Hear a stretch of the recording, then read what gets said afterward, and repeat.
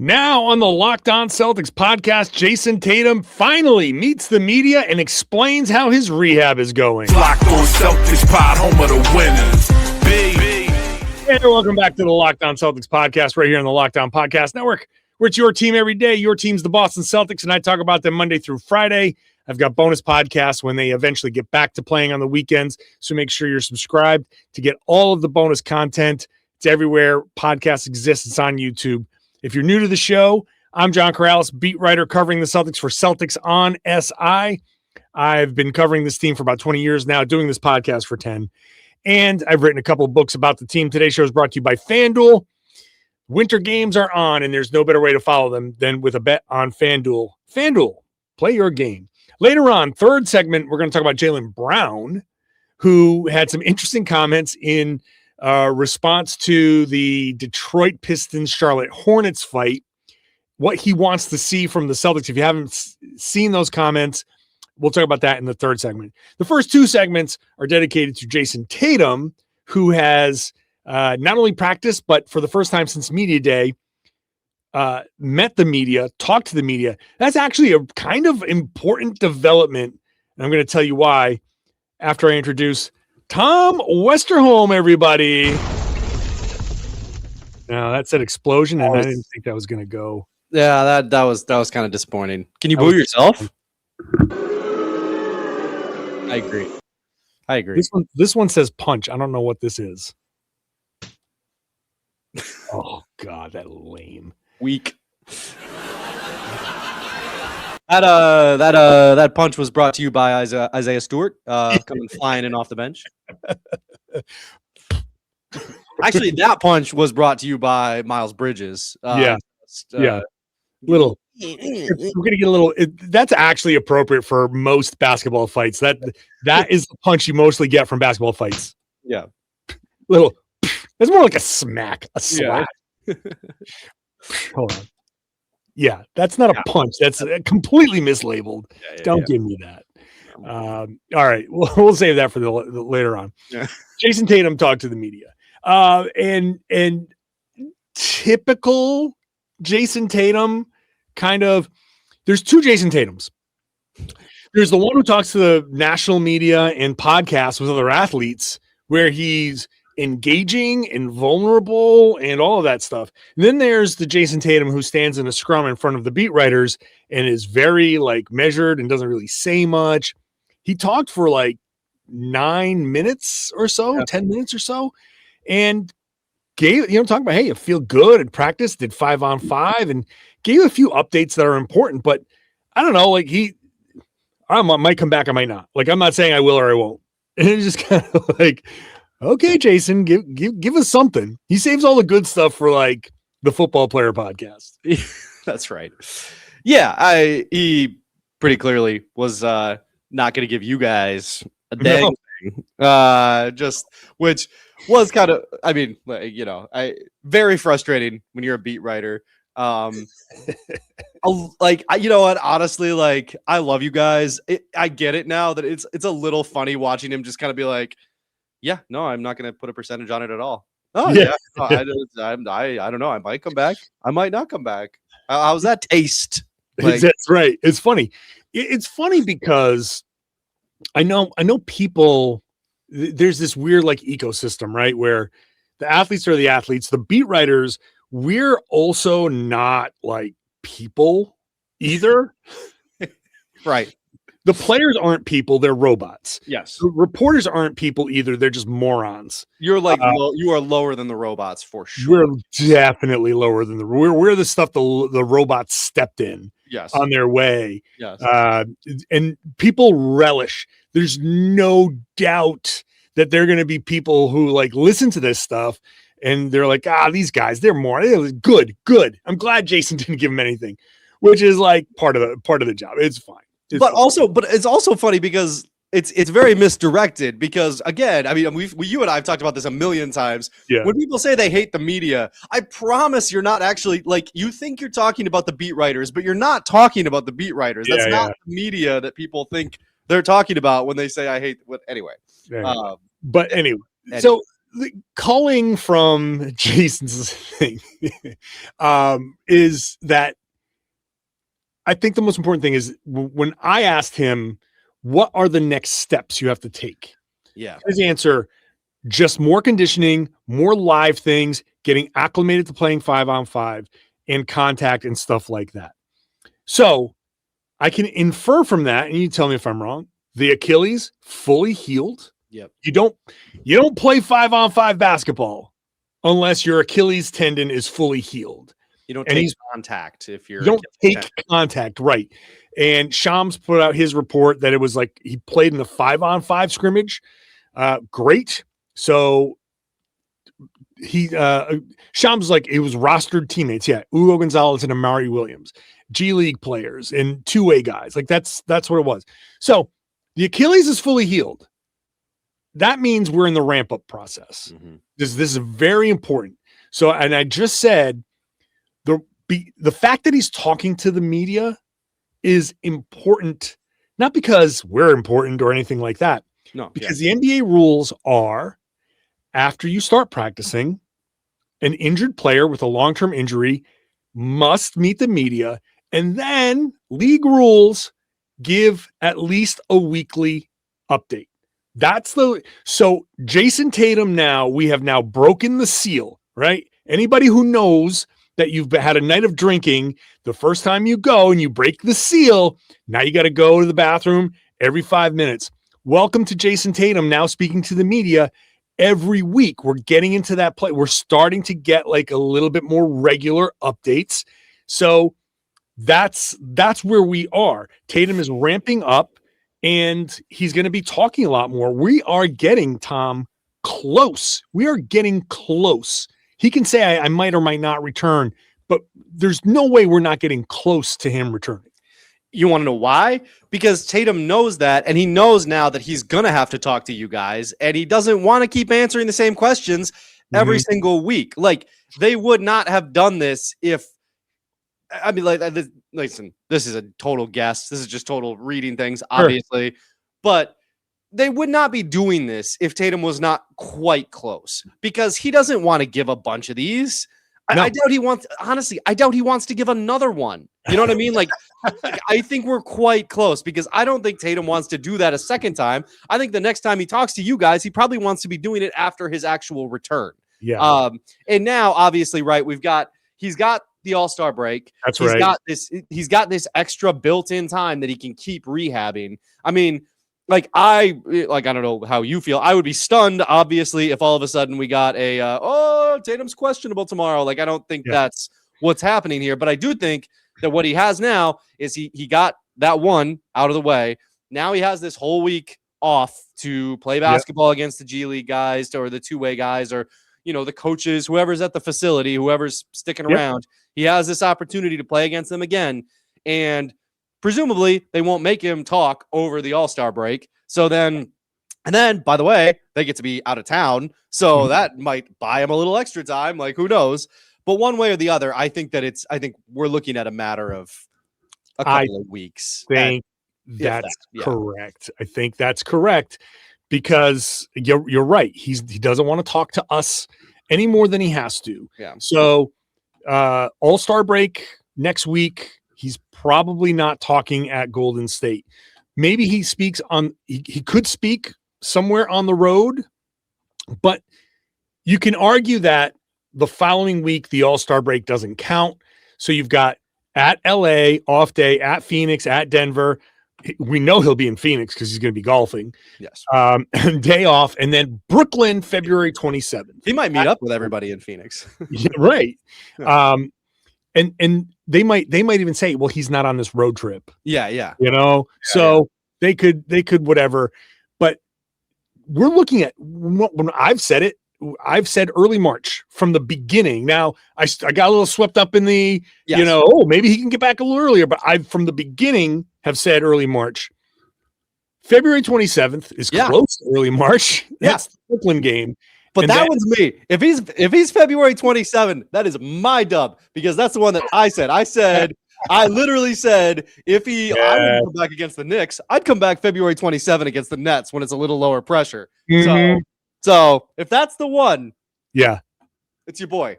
it's your boy. Yes. I'm saying it's either the 4th or the 6th, Charlotte or Dallas. Okay. That's kind of been my target from the beginning, March 4th ish. So that really leaves him. Look, we're recording this on February 10th. So Yeah. Today he said is 39 weeks. So 40, 41, 42 weeks. I mean, that's we're in the 9-month range. This is perfectly timed for him. Let's take a break here.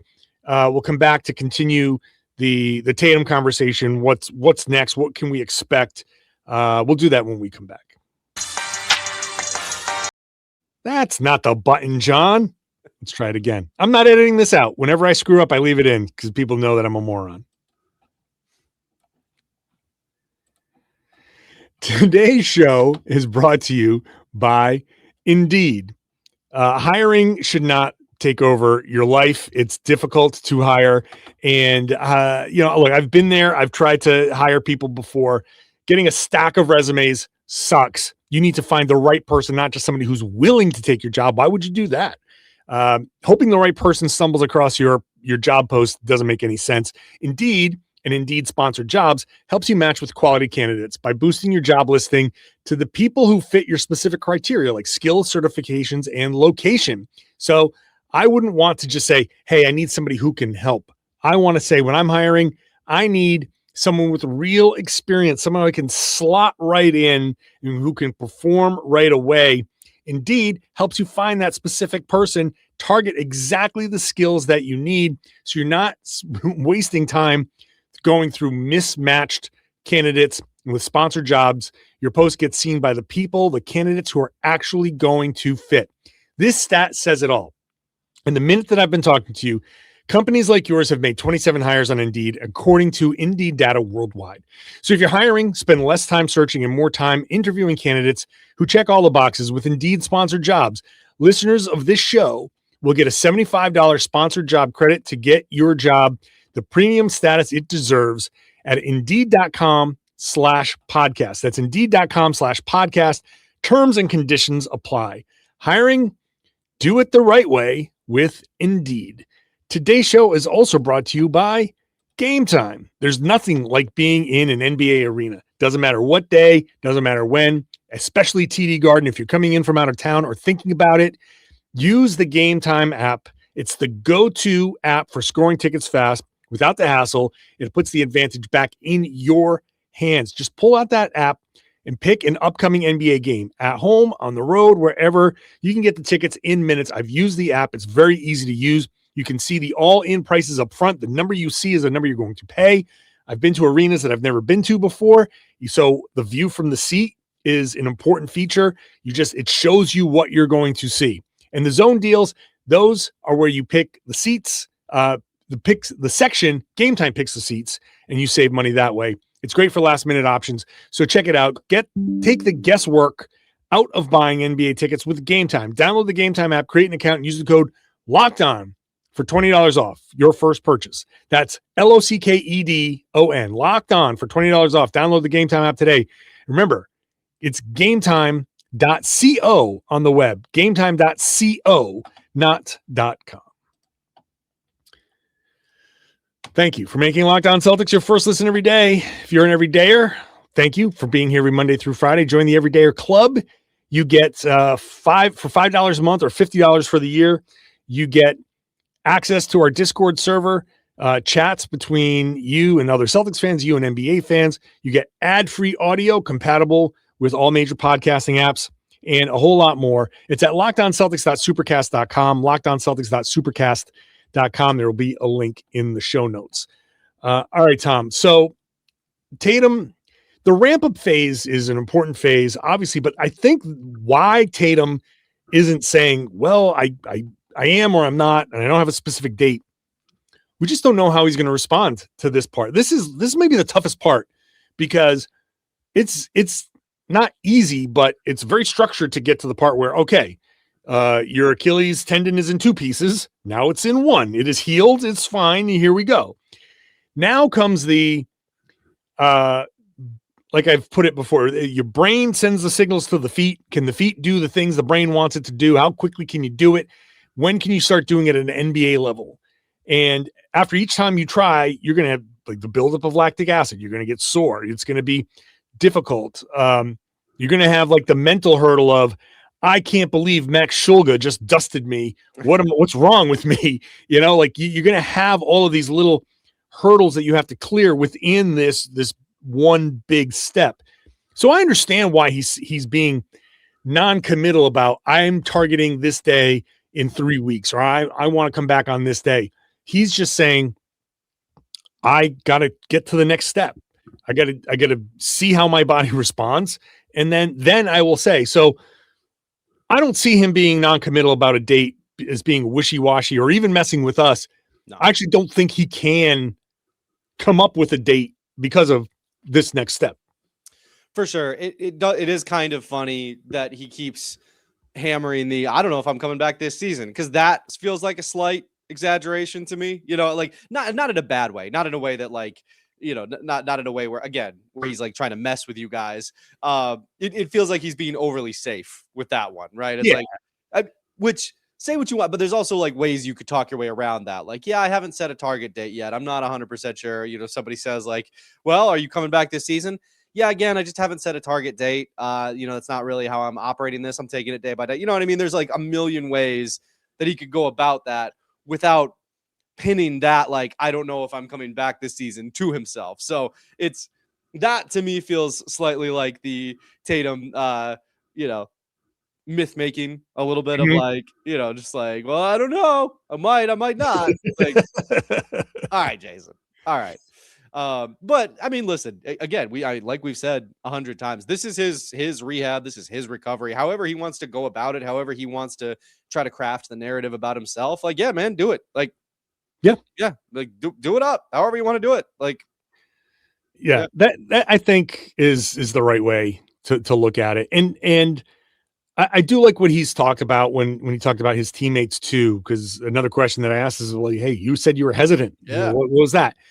And he almost was like, I don't want to say mad about that, but he said, you know, he talked about how, like, you know, I was being vulnerable. His reaction to that was interesting. I wanted to bring that up on this too. Yeah. I want to read the actual quote, because where is it? Of course, I just lost it here. Yeah. So he said, just over 39 weeks, you have a lot of time on your hands. You think about a lot of things, and you're just hyper aware of what's going on. And I think it would just stem from that. Obviously, I know what I bring to the table and bring to the team. So, but I'm also aware that these guys have been playing extremely well. And not to say that it would come in and mess it up or anything like that. It was just kind of being vulnerable, I guess, for a moment and taking it from that perspective and talking from that perspective. He did seem annoyed, right? You like, he still like a little bit. He almost sounded sad. It was an odd inflection, like in his voice. Like it was like, yeah. And I mean, not to. I mean, you know, he might have literally just like had to cough. You know what I mean? Like I don't want to like. True. I don't want to like psychoanalyze this too much. But it did give me like I felt almost kind of like bad for him for a second, where it was like, you know, I was just trying to be vulnerable. Like, you know what I mean? It's like, you know what? Like, fair enough, dog. Like that's. Yeah, like you just wanted to like, to me, it, like the way I took it was like, I just wanted for a minute to kind of be able to express how this has actually been for me, you know, to watch these guys. I wanted this moment with people I trusted, you know, no offense to you guys. I don't trust you. I wanted this moment with people who I trust, and to say like, I don't know if I'm coming back. These guys are doing great without me, and just have that moment of like, that's a tough thing for anybody to admit. Like even a superstar like Jayson Tatum, man, my teammates are playing really well and I'm not there. That moment of vulnerability is fair. It's valid. Like it's, I feel fair. Bad for him in that moment. And you know what? Look, these guys don't owe me anything. And so I know how it's going to sound when I say certain things. They don't owe me anything. He does not have to answer my questions in any certain way. But what I just wish that, at least with the guys on the beat, is that he would show some of that with us. He has been better in recent years, for sure. And so he has been more open in the past couple of seasons. And I do appreciate that. But you have to know, just like we're going to talk about what Jaylen Brown said, you have to know that when you say something, you are a person of note, and the people like me, we're going to ask you about that stuff, because when a person of note says something notable, we go, oh, okay, yeah, there's a beast to feed with content, and like people are going to start writing about it. If it's not me, it's going to be a blogger. It's going to be somebody. It's going to be somebody tweeting it. It's going to be one of the aggregation Twitter accounts that tweeted out and all that. And then, but when we ask these questions, like the tone in this kind of back and forth from today, you're like, this is nothing close to what you were talking about in the podcast. Yeah. And like, that's great. Be vulnerable with your friends. But I don't know if there's any sort of like, why are you asking about this or anything like that? Like, I don't want that to be the dynamic. Like, right. When you say something, I have to ask about it. I have to know, like, what did you mean? Like, what did you say? Because there is no follow-up from those guys. There shouldn't be. You're just four dudes talking, and they're talking about it in an hour-long setting, and people want to know more about that. That's been part of the buzz. So I'm glad that he feels that way. I'm actually glad that he feels that way. I'm glad that he had that moment of like, wow, like a self kind of introspection. Like, that's important. He's not just, hey, this is the Jayson Tatum show, and these are my backup singers, my backup dancers. He actually feels like this is part of a team, and the way he talked about the team was important. I appreciate that. I don't know. It is an interesting dynamic, and to have Tatum kind of like go through and do like these podcasts and stuff. Again, do them. I don't care. Like, but also when you do things like that and say things like that, you put it out there and there's no follow-up, and there's a lot of blanks that people like to fill in. Yeah. People will fill in blanks forever. They fill in blanks when there's no information there. People will start to speculate, whether it's, us or people, just fans, like, well, he must have meant this or he must have meant that. People need that. So I don't know. This is my little thing there. Bottom line is I am glad that he is considering his teammates, and the way he's been around the team, with the team, on the sidelines has been really important. I'm glad that he talked about that a little bit. Yeah. And I think the way he's been around his team has been so encouraging. He's been there all the time, like, hyping people up, standing up on the bench when things go, like, he's very cognizant of everything that has been happening and of all the little interpersonal dynamics. Like, he's there. I think that's been really important, is that he isn't viewing this the same way as us. He's not viewing this from the couch or from the sidelines or whatever it is. He is viewing it from inside. And I think that's been really important. I think that's going to be really important when he comes back, because he really does have a sense of everything that's been happening. So Tatum, that's it. He's practicing. I'm sticking with early March. You're sticking with February 27th. Yeah. We're waiting. We're waiting to see how this goes. All right. So that's the Tatum talk. I think we're Tatumed out at this point. Jaylen Brown. So the Detroit Pistons and Charlotte Hornets got a little fracas. Fracas or fracas? I think it's fracas, I believe. Really? I like fracas. I don't know. Either way. But I guess I'm mispronouncing all kinds of ththings. And a Donnybrook. A Donnybrook, yes. A brouhaha. Brouhaha. A good one. So Jaylen was live streaming, and what he said about we need more about this, more of this on the Celtics. I thought that was interesting. We'll talk about that when we come back. Today's show is brought to you by FanDuel. The Winter Games are here. Some incredible upsets, some incredible heartbreaks. So heartbroken for Lindsey Vonn. Skiing on a torn ACL is just incredible, and the fact that she wrecked and all that. Oh my God. But you can have some fun with the Winter Games on FanDuel, from medal counts to individual events to finding your angle on the sports you care about the most. FanDuel gives you more ways to stay connected to the action. You get the drama of the curling matches, Team USA with that big upset, the mixed curling thing. Oh my God. That was an incredible finish. Speed skating races that decided by inches, hockey games that are intense, super crazy intense.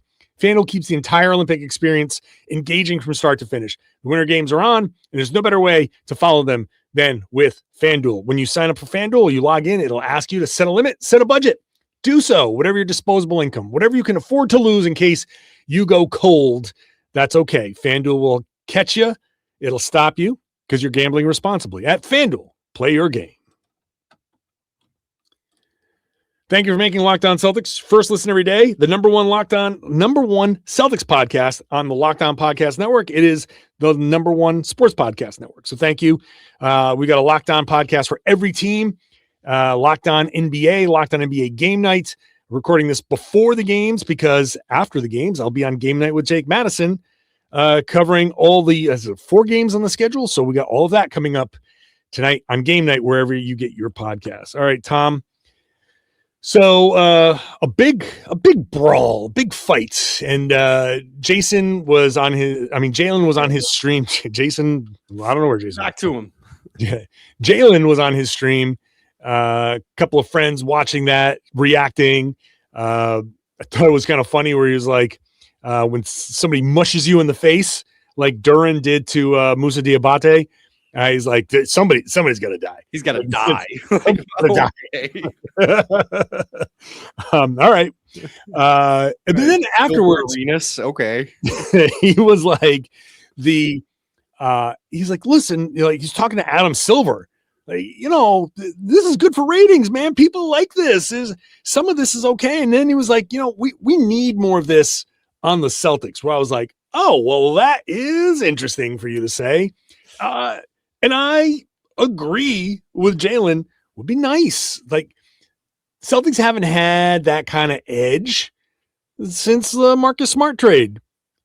I don't know, Tom. I don't know where you fall on this, but I'm always a fan of like the physical kind of like, not toe the line, not trying to start fights. I don't like Dylan Brooks or anything like that. But also, Dylan Brooks is kind of helping the Phoenix Suns be like something different and playing with an edge and playing that kind of style a little bit. There's something to be said about that. Yeah, I don't know how much I agree. I think I look at I think it varies team by team, right? I think that clearly the Pistons are that team. That's obviously any team that employs beef stew is going to be that way. Him flying off the bench and getting into it. Honestly, I'm surprised it took as long as it did. But I think the Pistons are clearly that team. I think the Celtics, every team follows the personality of its best players in a lot of ways. I think, at least to some extent. Sure. Yeah. And I think, I guess not every team, because I guess the Pistons' best player is the chillest dude on earth. But I think the Celtics, so many of their best players are not chill. They're very, very competitive, but they are professional. Yeah. I think that's the thing that I look at when I look at the Celtics is everybody on the team, or so many players on the team, have this. Really, everybody, even like Ugo, right? Your 19-year-old is a fairly professional dude. You just have a team full of professionals. I think if that team full of professionals all of a sudden started like trying to, brought somebody in who's going to be doing a lot of pushing and shoving. I don't know. I'm not against it. I don't really have any problem with. I mean, listen, it was very entertaining. It was one of those fights where you watch it so many times so that you can watch each guy individually to see what he's going to be doing. Duncan Robinson was easily the funniest of everybody. Just kind of like, just not really into it. Like, oh yeah, here we go again. Like that was, to me, that was easily the funniest. But I don't know. I don't necessarily see the case for the Celtics having that, because I think the Celtics personality is just one of professionalism. Yeah. I mean, I do see Jaylen. Jaylen gets a little there. Ugo got into it with Norm Powell. I think there's more Norm Powell than Ugo. But even that was Norm Powell saying, what? And Ugo just kind of standing there like, well, I'm not going to back up. Like, there wasn't really anything going on. Right. We're not doing the mushing. No mushing. No one's mushing anybody on the side. And Listen, I come from an old school basketball kind of mentality. I believe in the value of the hard foul. Now you can't do that anymore because it's a flagrant. But I believed in the value of you're the guy that kind of is like taking little cheap shots, like the Zaza Pachulia. Oh, you want to put a foot under my 3-point shooter? All right, come take a layup and see what happens, And then you go in, you're like, oh man, I misjudged that. And I happened to truck you. And did my elbow catch your forehead? Oh, that's a shame. Like those types of things were like the game was kind of policed. It is a very old school mentality. And I know you can't do that now. And I know you can't advocate for it now because you get thrown out.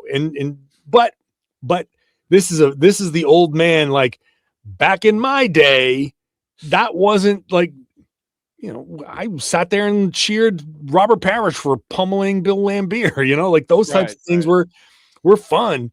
That doesn't exist in this league anymore, but there is value to some level of being able to police yourselves out there.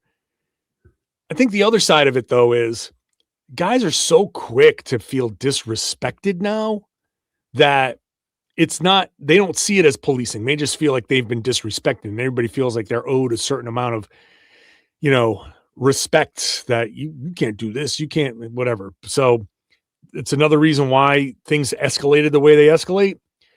But I do think there's value. I do wish there was a little bit more of that edge allowed. I wish you could do that a little bit more, but that's old man me. I don't have a problem. I'm also the guy who pushed somebody in the media game because he got a rebound over me. So what do I know? No, I don't have a problem with that as much. I guess what I question is when Jaylen is like, we need more of that with the Celtics specifically. I'm like, I don't know. Your personality seems like it works pretty well of just winning basketball games. I don't have a problem with more physicality or any of that stuff. Like in the NBA, that's fine. I think, listen, I mean, the physical games where the best games are the ones where guys are really physical and it's clean and nobody's like trying to hurt anybody else, but it is just physical and it's well played and physical. Those are awesome basketball games, right? Like that's one of the reasons the playoffs are so great is because everybody's trying so hard and the level of physicality goes up, the level of intensity goes up. Everything is just so intense. That's what makes basketball great. I don't have any problem with more physicality, hard fouls, any of that stuff. If they wanted to scale back on some of the penalties for some of this stuff, I'm fine with that. Yeah. I guess my point is just I don't know that I agree with Jaylen. The Celtics need more of it. I think that, just kind of playing things by the book and, following Brad Stevens' example of being a buttoned-up gentleman who comes in and wins basketball games. Like it seems to, I don't know, Derek White, Jayson Tatum, they got Jaylen Brown, like that seems to work for them. It's not, they don't have a bunch of the personalities who are going to do this. Right. They're not. Baylor Shireman louder on this team. Like no, there isn't. There isn't. He's gonna be out here booping somebody on the nose. One of the all-time great photos, just him with a indented John Wall nose, finger in the indented John Wall nose is just an incredible photography. Yeah. I don't know. I guess I still feel like enforcer's not the right word, but I still feel like maybe I'll just say enforcer because I still like the idea of that. The Celtics don't have that guy. There's no doubt about that. There's no, like, if something happened, there's nobody who you'd be like, okay, that guy's going to come take care of things on this Celtics team. So I go back to the loss in Milwaukee when Bobby Portis, I forget what Bobby Portis did, but he kind of like Jaylen kind of like gave a little half-hearted like shove, and Portis was out there like he hit a shot and he was yelling and screaming, and like somebody needed to come over and just be like, no, we're not letting you punk us right now. Because he was at that, I forget the exact circumstances, but I remember at the time writing about that saying somebody needed to, like Jordan Walsh, I think it was the person, like Jordan Walsh needed to go stand right in front of Bobby Portis when Bobby was yelling and screaming and hyping up the crowd and be like, no, you know what? We're not going to let you do that. Yeah. Somebody in that moment, like this is the part where Jaylen, I think, has a point. Fair. In that moment, and it happens infrequently, but just be like, we're not just, I know you're at home, but even Jaylen was kind of like meek about it in that moment. Somebody needed to be like, come over and you know what? Take the ejection. Take the ejection. Be like, you know, I'm going to just come over there. I'm going to hip check you into the front row and be like, what? No, not me, not here, not us. So that's my mentality. That's my attitude. So is Derek White going to do that? No, but somebody needs to. Marcus Smart would have. He would have been all up in Portis's face. He would have done the boop. He would have been in the chest. That would have been an altercation with Marcus Smart here. So was that the game where Bobby Portis smacked Jaylen Brown's butt so hard that it looked like he was like going to break his hand? Maybe. That was funny. Also, Marcus Smart would have gotten into it with him over that, I think. Yeah. No, that's it. That's it. Sometimes you just need to send the message like things aren't going well for our team. And the coach can take a tech on the other end, but okay, that's what the coach can do. Yeah. But somebody on the team. It comes across kind of not impressive. If it's the coach who does it. Is a like, oh, you guys need dad to stand up for you. Oh, okay. Like, you know. Yeah. That's it. That's it from a coach. Yeah. So like you gotta be, and it can't be one of the main players. Or I mean, I guess it can be, but like but that's where like Jordan in that moment, he already has like, it's not that anybody just like people like Jordan Walsh and all that stuff, but if Jordan would have got up in Portis's face in that moment, that's what Jaylen was talking about. And I think that would have gotten like a little bit more respect, just a little bit like street cred, a little something. So Ugo might become Ugo might become that guy for sure. He has some of that in him. Yeah. Like fiery Spanish blood. Maybe that's it. Well, we're European. Like I'm Greek. I have that little fiery like attitude. Like people will hate Ugo if he becomes that guy though. Like because he's already flying around out there. Yeah. People are not gonna like he got like the floppy hair. People are not gonna like that dude. They would not. And the problem is that he's good. And he's gonna be like really, really good. And they'd be like, oh God. No. Yeah. All right. Well, let me know in the comments what y'all think, because I don't know. I love these types of conversations. I would like to sit here with Jaylen Brown and talk about it with him for half an hour. Just that's the only topic. Ask him to come on the pod. See what he says. Yeah. Oh yeah. I should do that. You should do that. Let's see how that goes. Yeah, for sure. All right, Tom. Thanks as always, buddy. Appreciate you, man. I appreciate you, Tom. And I appreciate you listening, watching, weigh in the comments. Let me know what you're thinking. And we'll see when Jayson Tatum comes back and all of that stuff. So thanks for watching. Thanks for listening. I would love it if you now shared the podcast. That'd be a huge help for me. Tell everybody they should be listening to and watching the Locked On Celtics podcast here on the Locked On Podcast Network. It's your team every day.